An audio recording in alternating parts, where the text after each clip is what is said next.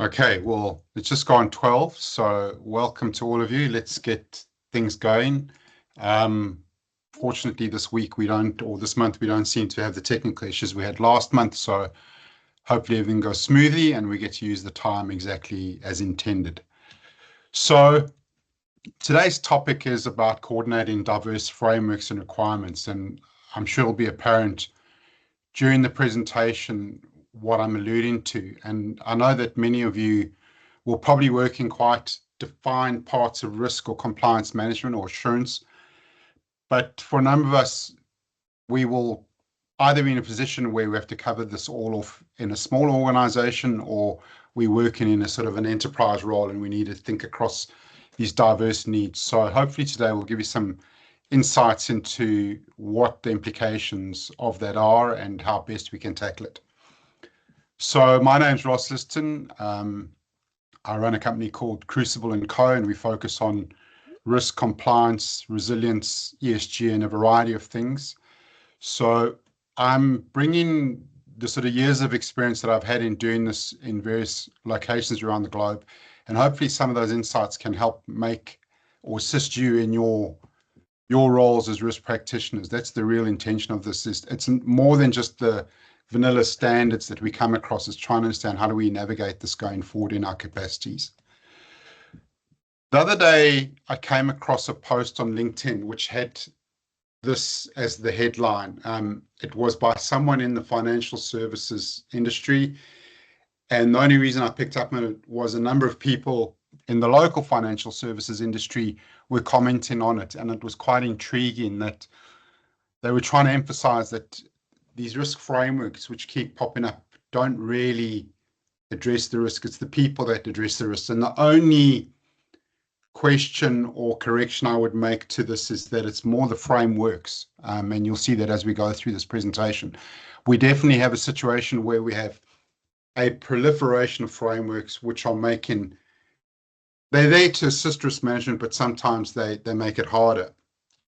And so I wanted to draw an example that I've seen over the years. So if we take an example of an organization which has sort of two distinct areas, the sort of the corporate level and the more operational level. Now, this is from my time working in the extractive industries. If I go back probably a couple decades and we were looking at risk, the only places where the word risk really came up was sort of enterprise risk management. Everything else was, I've got risk in italics. So risks would occur in all these various areas due to their own frameworks and systems, right through strategic, financial, project, all the way into the operational area. I was doing a lot of work across the bottom operational areas. And in no time did we really talk about risk. But it became very apparent that things were evolving and risk became quite a vogue term. And so what we started seeing is that the likes of financial risk and IT risk became more prominent in what people spoke about. Project risk was no longer just an element of Prince2 or PMBOK. It was now more pronounced. And what we started seeing is that we were teasing things out in some areas and consolidating in others. So the bottom part of the diagram, where you might have had very quite distinct safety, health, environment, social, it all got linked into one. And we started sort of progressing along that trajectory. We then got a situation where it became more apparent that we were thinking more precisely about risk, and the sort of the world of operational risk became more apparent. We started teasing out more specific requirements. So sort of in that finance and corporate, we now have third-party risk or supplier risk being quite precise. We then started seeing a lot of focus on the practice of risk management being evaluated. So you had risk assurance, you had risk maturity assessment. So you had all these things being teased out quite a lot, and in some areas consolidated. There was also this recognition that risk is part and parcel of trying to get the core business process right. So it became more integral to operational excellence and business process improvement. And that's really what I've been seeing as the sort of concertina, and whether it be centralized, decentralized, specialized, consolidated, you've seen this sort of motion. And I recently was involved in a client where we were doing some work. And what struck me was, let's now just take an example of climate risk. And it's obviously on everyone's lips in every industry. And if I look at what that looks like from top to bottom in the organization, we have risk cropping up as part of the TCFD disclosure requirements. We have risk under climate risk assurance. We have risk in transition, which is quite a strategic decision on how organizations pivot. We have risk being part of the financial discussion. So you have carbon risk exposure, insurance conversations that are quite specific around climate, projects, risk and change, and all the way down into these various elements that are quite prolific. And obviously this is evolving now with the nature focus. But you can imagine that if you are trying to coordinate risk in an organization where every part of the organization has its own framework and is going in its own direction, it becomes incredibly difficult to harness those insights and get meaningful risk management. We might have a lot of documentation being generated and we are sort of looking at our review mirror, but in terms of how do we plan going forward, it becomes so much harder. And when you look at this, it can seem overwhelming, only to discover that ISO are now talking about having a standard that's specific around net zero. So there's, this is not slowing down. And this is the case in point of what I'm trying to sort of stress today.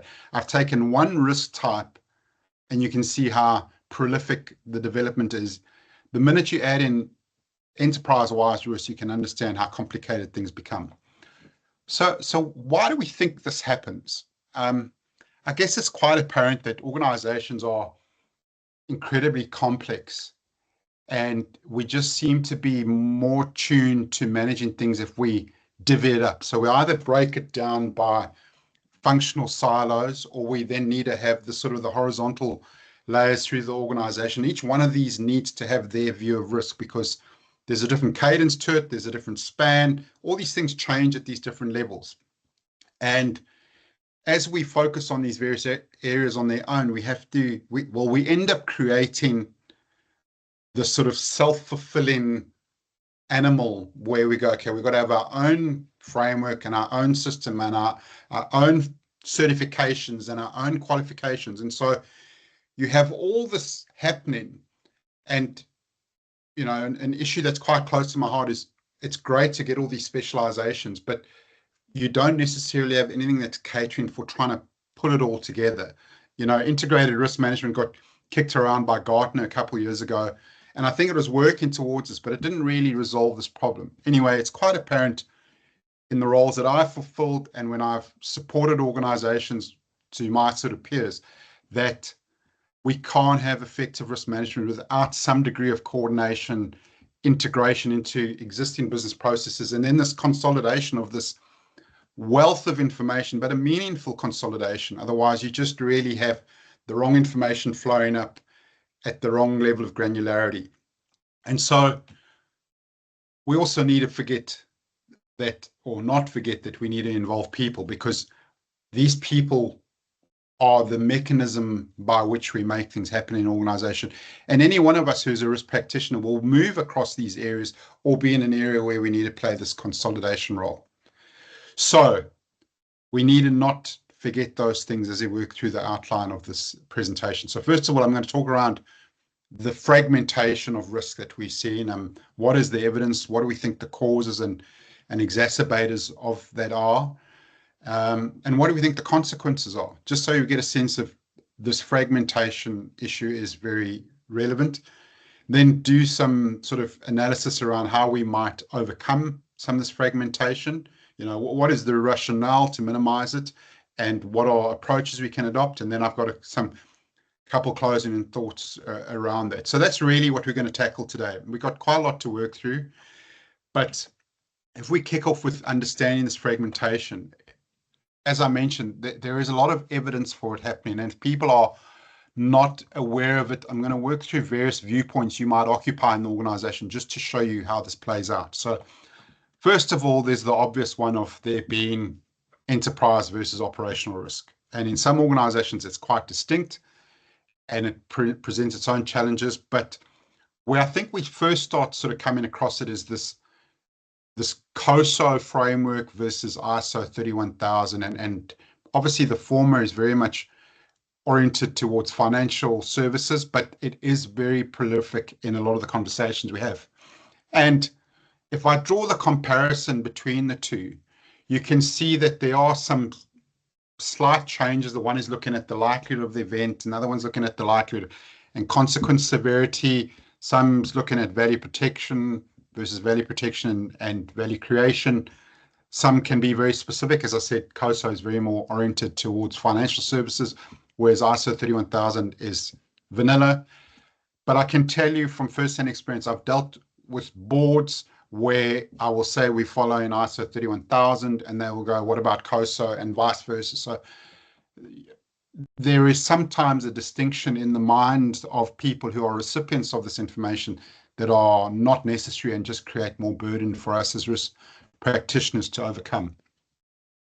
The next one is this, probably one of the most common conversations I have, is this distinction between the ISO standards. And for those of you who are obviously familiar with it, ISO 31000 is not a management system standard in the ISO world. So we do have very distinct differences between it. And if you go, well, what is the difference? Management system standards comprise these components. You don't need to understand all the intricacies. Obviously, we will be sharing this deck with you afterwards. But really what ends up happening, if you look through any of the, I guess, the risk domains, and I'll provide some examples. Within each one of those, there is an area that deals with planning.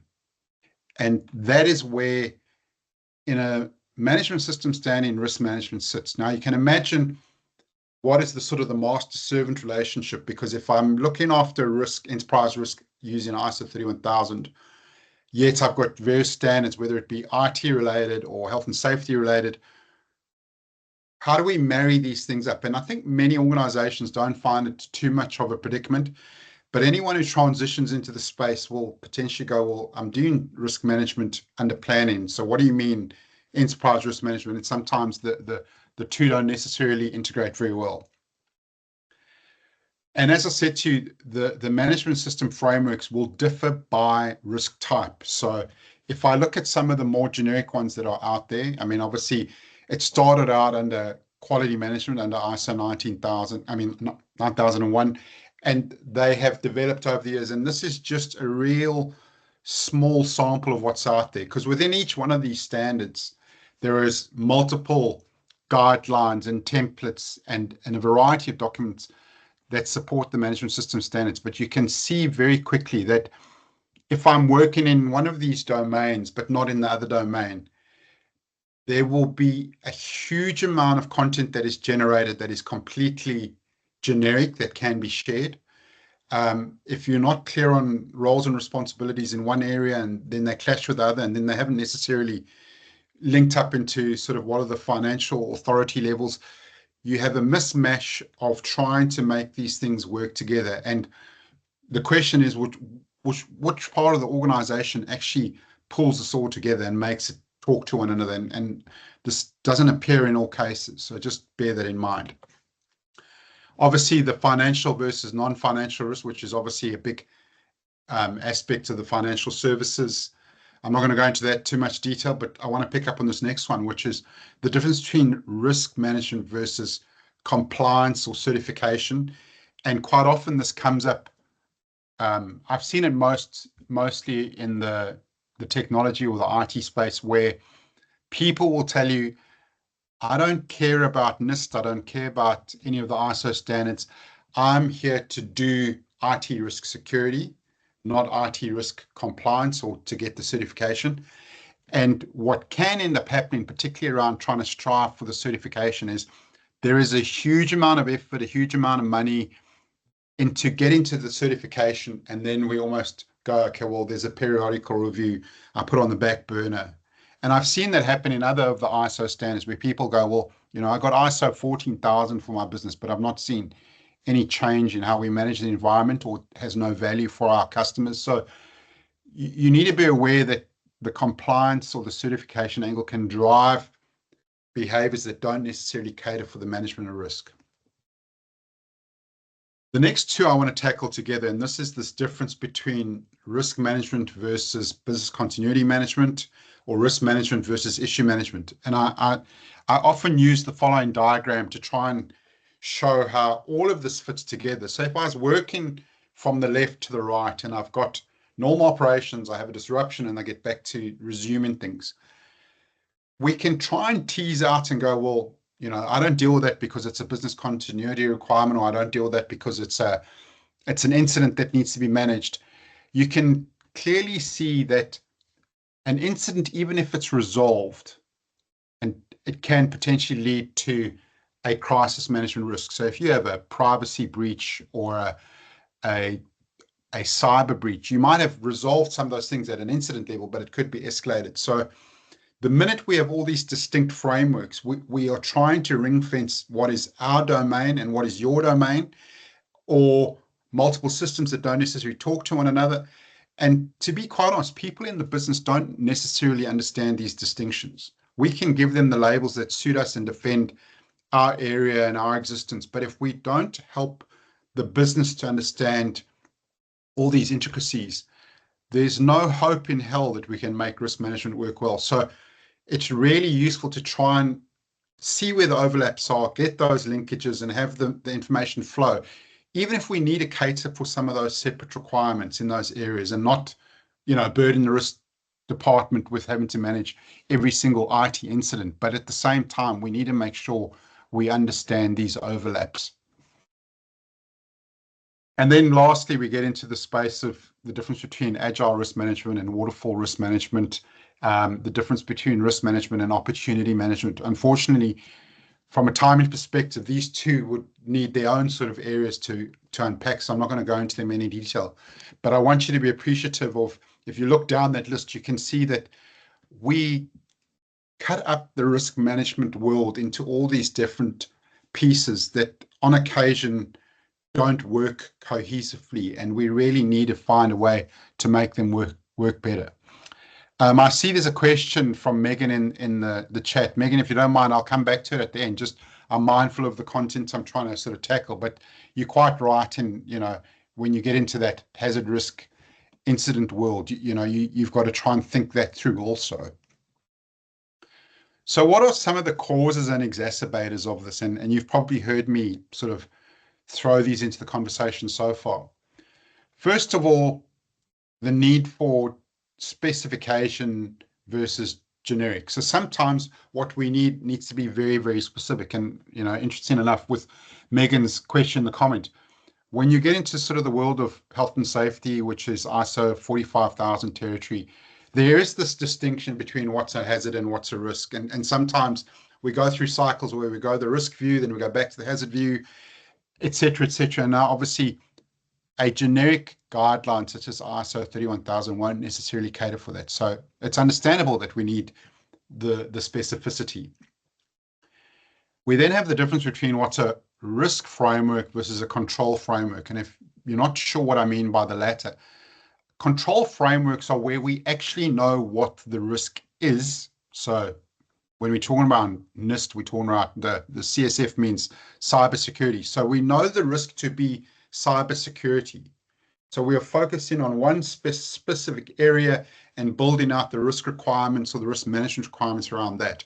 We're not trying to cater for all things. So again, it's quite similar to the specification in number one, but we're now honing in on an actual specific risk that needs to be controlled and catering for those requirements.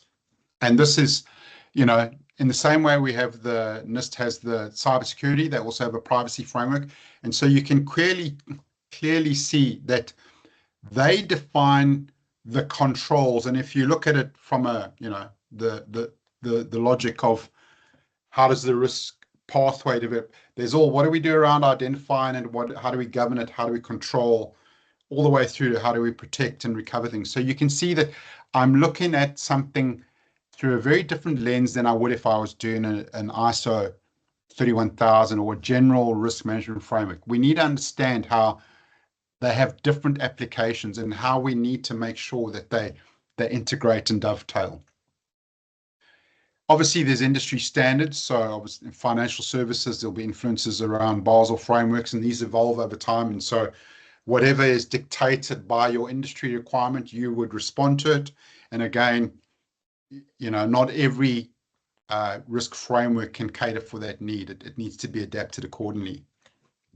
Specialization, so even if we get into individual risk types, what I do for ISO 45,000, which is around health, safety, and wellness, is very different from 27,001, which is more in the IT realm around cybersecurity. So clearly, we have to have different frameworks or have some of the specializations. But as I've said at the outset, there's a huge amount of overlap, and there are instances where the touch points need to be managed, or we will not deliver the value we can as risk practitioners. Certification, as I mentioned, you can go the ISO route, or you can go a NIST route, or you can go a SOC 2. You're all trying to cater for the same thing. They all have different requirements. They have different cost implications. But we need to know what we're dealing with, because we can develop a framework or follow the risk framework route and it not be adequate for certification. Despite there being the underlying same thing we need to deal with, we've got to really tackle things quite differently and sometimes unwind a lot of effort that we've put in, knowing full well that whatever we do now might change in a year's time or 18 months. And this was just an example to show you how difficult the space is. So this is various sort of cyber certifications that comes from a site called Compliance Forge. You can imagine that anyone that's new to this area, or anyone who just wants to crack on and get their work done, it's like, where do we focus? Do I do NIST or do I do ISO? And do I need to have a OWASP framework and threat? There are a realm of possibilities, and quite often these are not all separate from one another, and they will be driven by the jurisdictions in which you operate. So obviously things like FedRAMP and a number of these requirements are very US oriented, particularly if you do any business in that area. But you can understand how difficult it is to know where to focus and where can I start and then build on, if I get the basic requirements in place and go from there. Disclosure requirements. I mean, this is obviously something that's very prevalent at the moment. And if you look at the New Zealand Climate Risk Standard, in the same way that it was promoted through sort of TCFD, you have these 4 pieces: governance, strategy, risk management, metrics, and targets. And quite obviously, you have a framework of how to manage risk just for this issue of climate, bearing in mind, as I showed you in that initial example, where there are multiple touch points, and where do you ring fence it to know how to manage it, and how do you cater for disclosure, which is looking backwards versus what you're going to do forwards, and strategizing. And there's multiple moving parts, and I know firsthand from organizations I've recently worked with how their efforts around getting the climate risk portion done needed to reverse engineer everything else. So you're catering for this one aspect of the business. Despite it being incredibly important, it meant a lot of attention needed to be faced at just trying to get this over the line. Trying to serve multiple masters. And again, I'm going to stick to the sort of the climate ESG realm. And if you look at ESG in and of itself, every single element within ESG covers almost every single element across the business. So you can imagine that while people talk around ESG, and I've no doubt they will be trying to adopt frameworks or guidelines, within each one of those, there will be different requirements. And it's which way do I go? My insurers are asking for an update on diversity, or what I'm doing around, human rights, and all these various aspects pull us in a range of directions. And again, in the bottom right-hand corner, again, we have risk management as this little standalone element. So again, we've got to take a step back and understand almost this tapestry of all these moving pieces, so that we can be mindful of where information arises, where it goes to, and what we can do to make the most effective, or take the most effective decisions. And again, this is this ESG realm. And, obviously some of these are not frameworks per se, but will be around disclosure. And then you've got credit rating agencies, but it really has exploded. And, I used to do a lot of work with private equity organizations. And if any of you have worked with private equity, they can be very lean. And if if they need to do anything, they want to do as little as they can to get the most value out of the transaction that they're undertaking. And, I was doing work on behalf of the International Finance Corporation, and IFC has very precise standards around environmental health, safety, social requirements. And going to organizations that were private equity focused, they were getting hamstrung by requirements that were coming from an IFC versus the Japanese funding agent or the Danish funding agent, because they're always slightly different. And this image sort of illustrates how prolific it is. And despite there being a lot of overlap, it keeps on evolving and keeps on getting pulled in different directions. And so it becomes harder and harder to really meaningfully manage the risk as opposed to manage the information around this that needs to be taken care of. And then lastly, you can either have various applications that you use in the business. So you might have a service now, and it's got its own GRC module, and there are a number of cases that are like that, and so that causes you to pivot from what you were doing to make sure you're aligned with the system, and it's all dependent on the extent to which that can be adapted and made suitable for your organization. You have integration issues. So if you're a business acquiring another business, either way, you have different systems, and now you've got to make them align and change processes and obviously cater for the people side of things. But I think, number 10 is one that I've seen happen quite often, and it's this sort of organizational politics or personal preferences.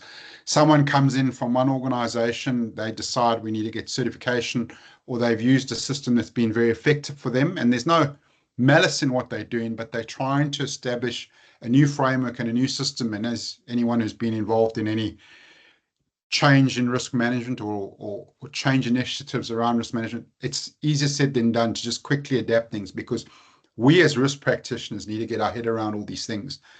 You can imagine what it's like for the business. They just want to crack on and do what they need to do and not be made to cater for a whole lot of different requirements if it's unnecessary or they don't see the value. And then obviously responses to audit findings. You can be a business that's tried to create a bespoke solution for yourselves, and you've created a risk framework that works really well for you. But if you have an audit and there's a requirement for audit evidence and it doesn't necessarily marry up to what are the sort of the ones that you can get off the shelf, there will be findings that say, listen, this is lacking, you need to change it. So you end up catering for an audit requirement as opposed to catering for your own business requirements. So then what are the consequences of all these things? I mean, obviously, I'm not trying to present the worst case. Most of the time, this is the reality that we all face, but there are consequences that come from this. And so, as I just mentioned, resistance from line 1. If you guys in line 2 can't decide what you want to do, what do you expect me to do? So there's a whole lot of pushback until you've decided how you want to do things.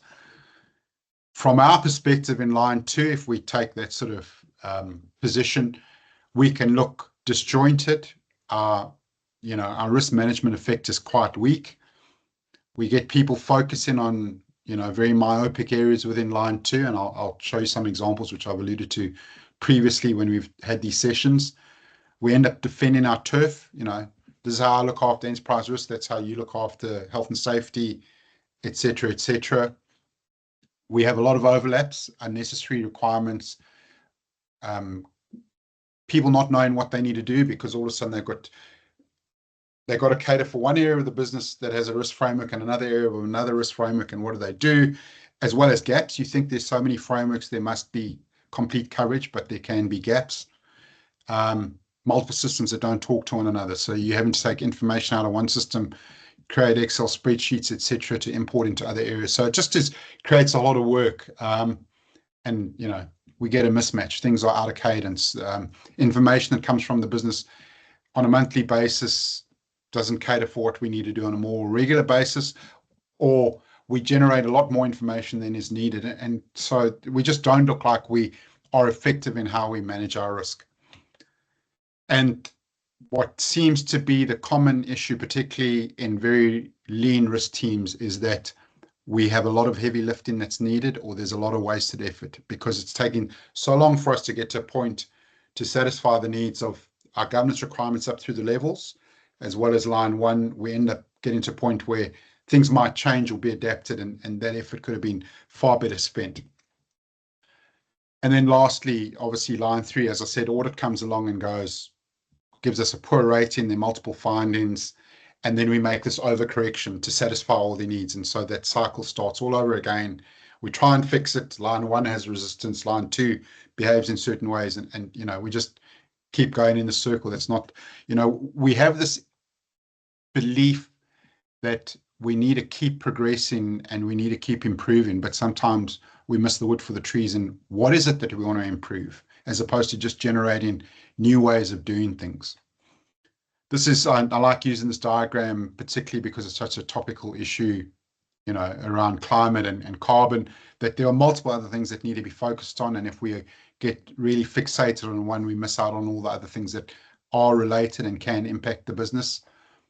And this is one that I've shown before in one of the previous presentations, is that if we're looking at a risk across a pathway, it can look very different depending on where you are in the business. So, an example might be the HR team are concerned that they haven't done any training, so the staff are inadequately trained. So that's the consequence, and there's lack of control in that regard, which means that when we send an audit team to an organization, or it's our own internal audit team, whatever the case may be, and they lose one of their IT equipment containing audit data, the reason why it happened is they weren't trained. They didn't know what to do on how to look after these things. And you'd be surprised how often these kind of things happen.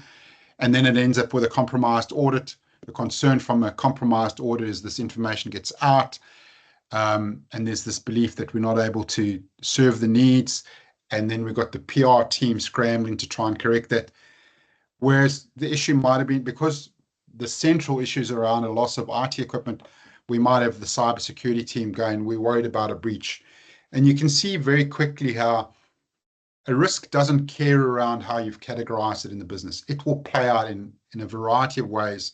And unless we understand this thing as well as we can, and we work more coordinated, it's already a weak representation to think risk is so linear. We know there are multiple factors playing at the same time. But if we keep just slicing things to cater for our own needs without having someone or a propensity to try and join the dots, we are going to continue to be ineffective and have questions and royal commissions and the such like, because we've put so much effort into managing risk. Why do we keep having problems? So having said that, how do we overcome some of these issues? Well, first of all, we need to have the rationale. Why do we want to do this? And I think the reason is quite evident through some of these points. First of all, we need to have the integration with the core of the business. Risk can't be the separate layer that if you removed it wouldn't make any difference to the business. It needs to be more integral to how the core of the business works. So that's not even thinking about multiple frameworks. It's just going, risk needs to cater to the business. We need to have that linkage, and that doesn't mean we don't challenge them and hold them to account, but we need to make sure we are trying to do it for the benefit of the business, not just for the benefit of ourselves. We need to try and minimize any administrative burden. Fortunately, some organizations are well positioned to have a comprehensive, GRC system that will dovetail or go into other factors such as health and safety and business continuity and cybersecurity, all the sort of the big ticket items. But until we really understand that bigger picture, we are being very wasteful and we're making our lives harder, and we're not controlling the risk as is required. A common one which often crops up is, how do we get meaningful risk intelligence? If you have all these views, so if I have an incident reporting framework that's only catering for, let's say, health and safety incidents, but there is something else that happens in the business, and you don't have a means to get that information, people will not report it because the framework, the system you put in place is just for health and safety incidents or IT incidents. There's no mechanism to get meaningful insights from the business. So we need to do this so we have a more complete picture of the risk. We need to do this so that we can streamline reporting and not, find out a month or two after the fact when we've sort of missed a trick at resolving issues. And, we can't be just chasing compliance at the expense of not managing the associated risks. So it's really important that we consider all these aspects together. And I know I sound like I'm repeating myself, but I'm trying to sort of underscore the importance of joining all these dots to make sure we bring the value to the organization risk is intended to provide. So what are some of the approaches? I mean, obviously, these are very case specific and organization specific, and I can't pretend for 1 minute that I can give you some broad oversight that's going to change your world. But what I can say is don't throw the baby out with the bathwater. We don't necessarily want to keep on creating new things because it's the case of we need to do it. I'm always keen that you begin with a lot of the things that are already working and leverage those, get some traction, and then maybe tinker at the edges to make sure you can get those connections. So as I said, leverage the generic. It's very obvious that when we look at ISO 31000, as generic as it is, if you look at what constitutes a framework, there is nothing in there that is not agnostic enough to be translated to any part of the business. Design and implementation, evaluate, improve, all those things would be equally applicable to health and safety, to cybersecurity, to third-party risk management. There's nothing there that is unique to generic risk management. So at a framework level, there may be a lot of merit in trying to have this be as widespread and overarching as possible than to be too repetitive in nature. The second thing to realize is that most risk processes really follow the same logic, this sort of plan, do, check, act, or the generic risk process on the left. Very seldom are we going off on a completely different tangent. Obviously, when we're talking control frameworks, that's slightly different, but there is still many of these things: identifying the risk, putting the necessary governance and communication play. So quite often there is a lot of repetition, and let's take advantage of that. Dispel the illusion of difference. I mentioned right up front, there's some boards I've dealt with and some organizations that have gone, are we doing COSA or we doing ISO? And, if you do a quick evaluation of what the main building blocks are, there are no discernible differences between the two. Yes, I mentioned up front, the one might be more focused on likelihood, another one more, considerate of consequence as well. But for all intents and purposes, it's the same thing that we're looking at. Let's not get bamboozled by different words and different terminology. Let's make sure the business understands this, because we can fixate on some of this and lose people where it doesn't need to be like that. Cross-cutting versus standalone. This is an excerpt from the Climate Financial Risk Forum Guide in 2020. And some of the discussion there is, if you are dealing with climate risk, do you need to have it as a standalone risk, or should it be cross-cutting? And, obviously, sometimes it's not an either or, but it's, I'm going to start with something and then migrate to the other one. I truly believe that the less duplication we have, the easier it becomes for the business. Obviously, we need to cater for some very specific requirements, but to be in a business and see them creating this whole standalone risk framework for climate, and then they've got a whole framework for cyber and privacy and third party, it just, unless you have the resources and the budgets and the people, it just becomes so overwhelming. Let's look at maybe treating the risk as being more cross-cutting across the business. So I have a business-centric view, then going, I'm just focusing on the risk and not thinking anything broader than that. I think, I don't know if anyone who's on this call, I've quite often seen people fixating on the taxonomy that we use for risks and how that drives an approach to risk management where you go, no, we need to do this because this is what the the guideline says. And I keep on saying, well, a risk taxonomy is not the risk management. And if I can use an example from, this is the requirements around climate risk disclosure. And for those of you who are or aren't aware, they make this distinction between risk and opportunities, which is great. And I mentioned that I wasn't going to be tackling opportunities. So if we just looked at the risk side of the equation, they go, we can have transition risks. So how do we move from where we are to where we want to be? And then the physical risks of climate change. So the acute events or that slow chronic heating up. That is, for all intents and purposes, the taxonomy by which I classify the risks I'm dealing with. It is not how I manage the risks. It is not the whole framework by which I manage the risks. And so I'd like to encourage people not to see a framework and believe I've got to, not to see a taxonomy and believe I need to create its own framework, because that taxonomy can change at any time in any organization, in any industry. Having said that, you can also have a situation where, so this is something that comes from the Basel Committee on Banking Supervision, where they've gone, if we have an existing framework, an existing taxonomy, so this is more around financial services, where we're dealing with credit risk, market risk, etc.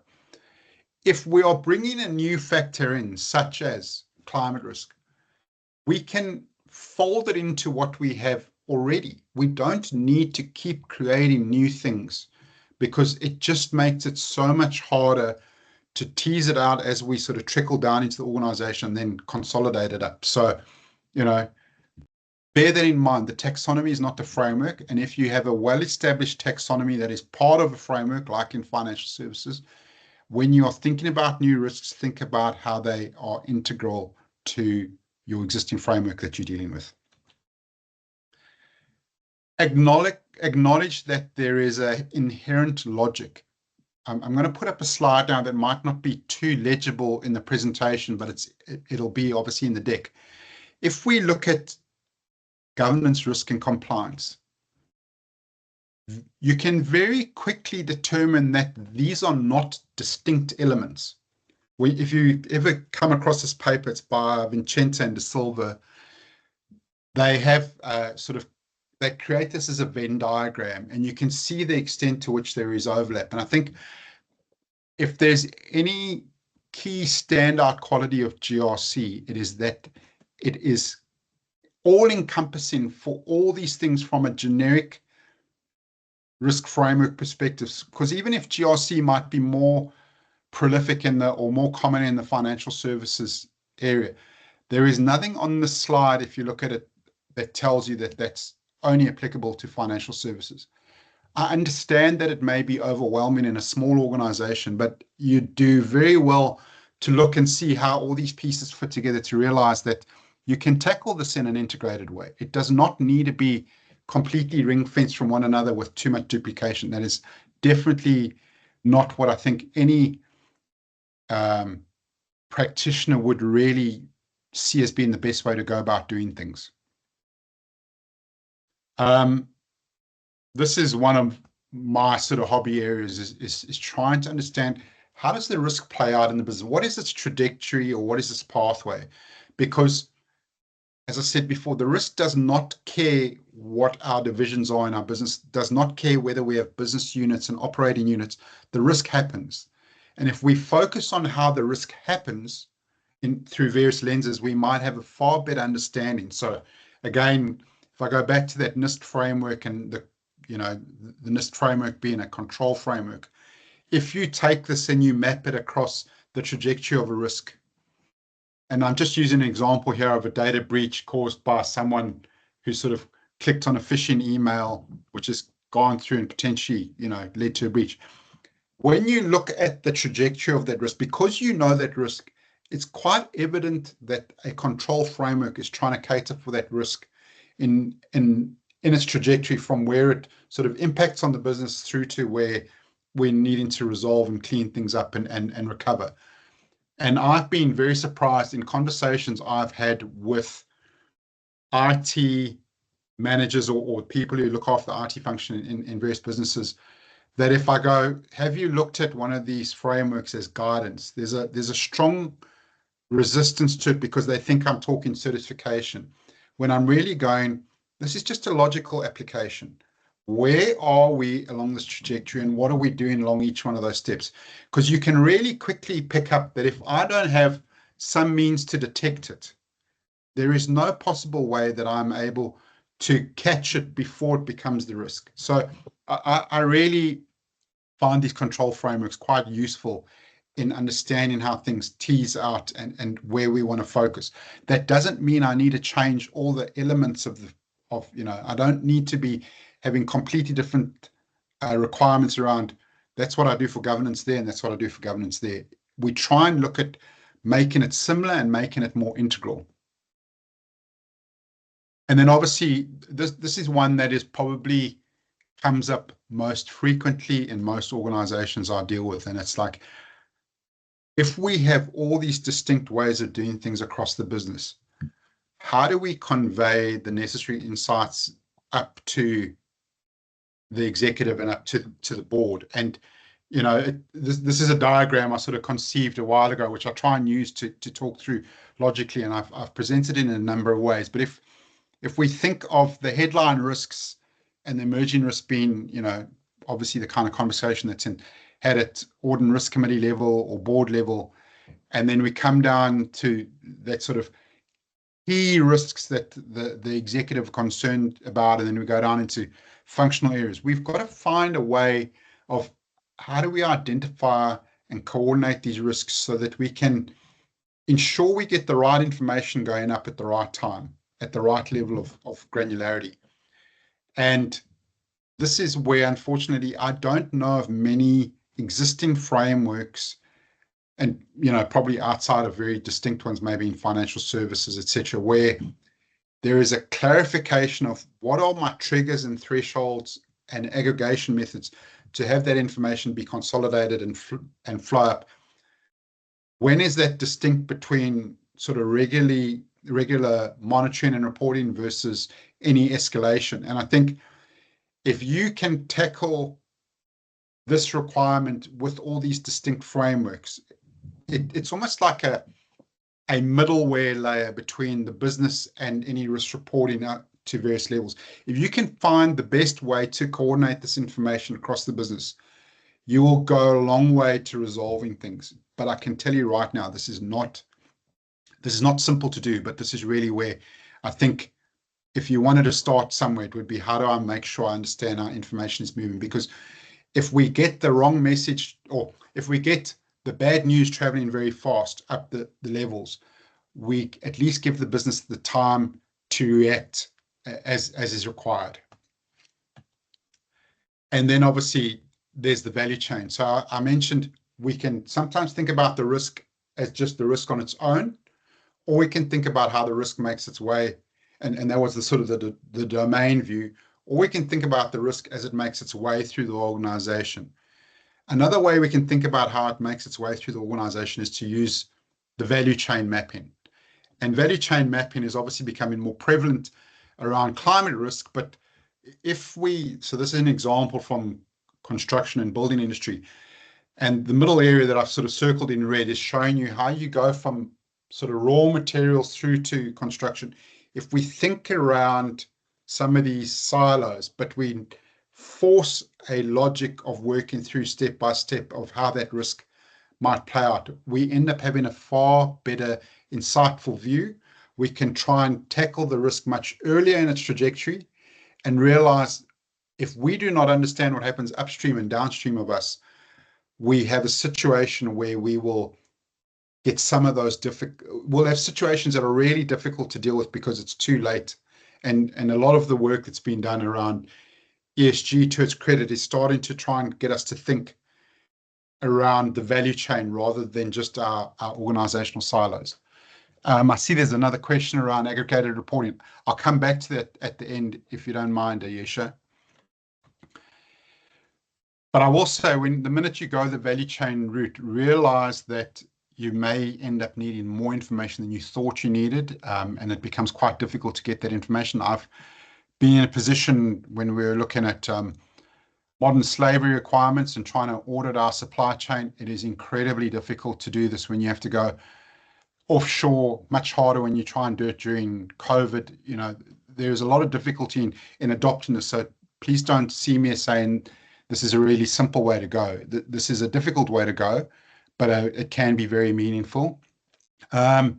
You obviously you may be in a position where you have to exclude certain things. Now that becomes more apparent when you're needing to do disclosures to indicate what you kept in or left out. And remember, you're in someone else's value chain also. So upstream of you or downstream of you will be organizations that will want to know what you're doing, et cetera, et cetera. And so I think there's going to be a proliferation of this way of approaching things as we go more the route of thinking around the pathways that risks follow, and particularly around climate, nature disclosure. And I think we'll see more and more of that coming out. So let me just give you some closing thoughts. I'm mindful what the time is and the question to respond to. Having said everything I've said, I think that there is still a proliferation of risk frameworks. And when I talk to the next couple of slides, many of you will probably be very aware of these requirements. But I said right up front, under climate risk, you've now got ISO wanting to bring out a risk framework around net zero.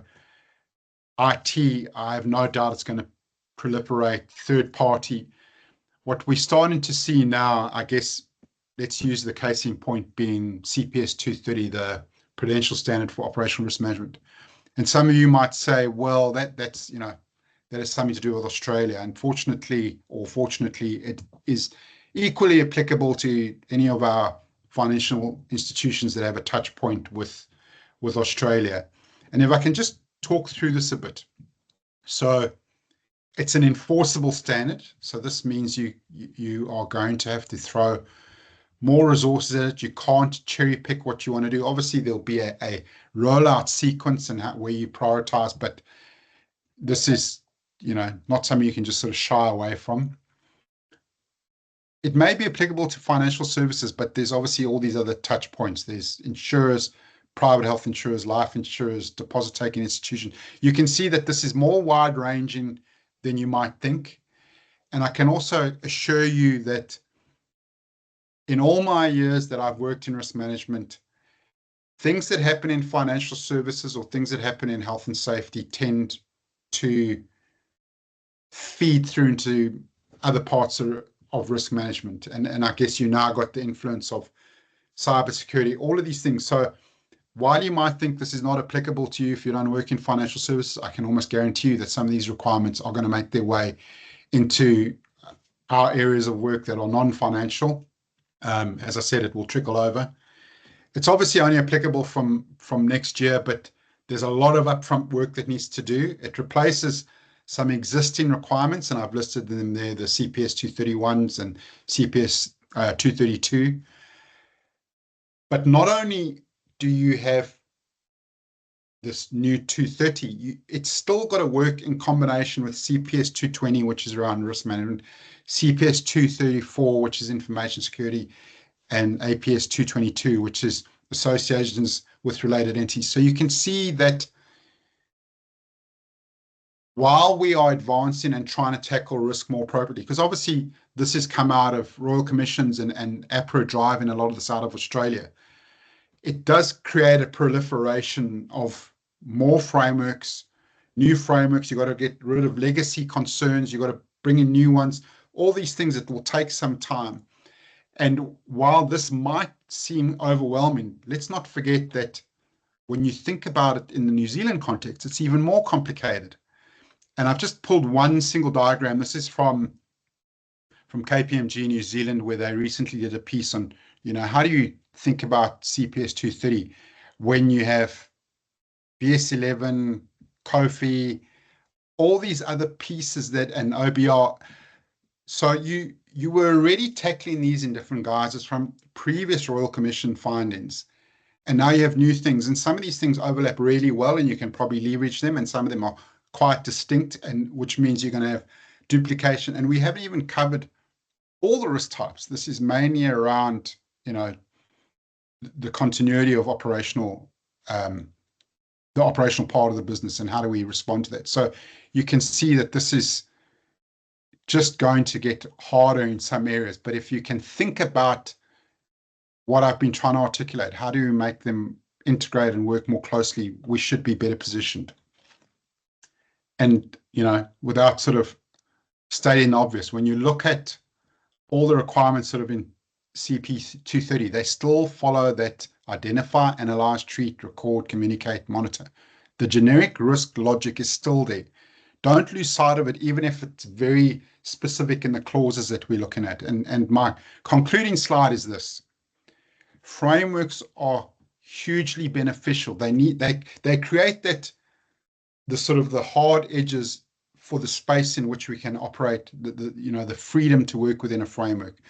And as long as they're catering for these various elements of the strategy of what we're trying to achieve, the culture we're dealing with, what is important or not, that sort of materiality and the governance structures, all of these frameworks are trying to do more or less the same thing. And if you can take a step back and understand this, you can possibly be better positioned to manage risk more effectively and coordinate all these diverse controls and frameworks and guidelines. So sorry, that was a mouthful, and I know I've cut it a bit fine time-wise, but I hope that it gave you some insights into how this all works together. So before I ask for any other questions, I'm going to talk to the ones that I've got in the chat. So obviously the first one was from Megan around what should the hazard versus risk versus incident diagram look like now? It's a difficult one, because if the work I used to do in health and safety, the hazard was the underlying contributor to the risk. And you'll often see these diagrams crop up on LinkedIn, whether it's a shark in the water or spikes hidden in a lake, whatever people are trying to show.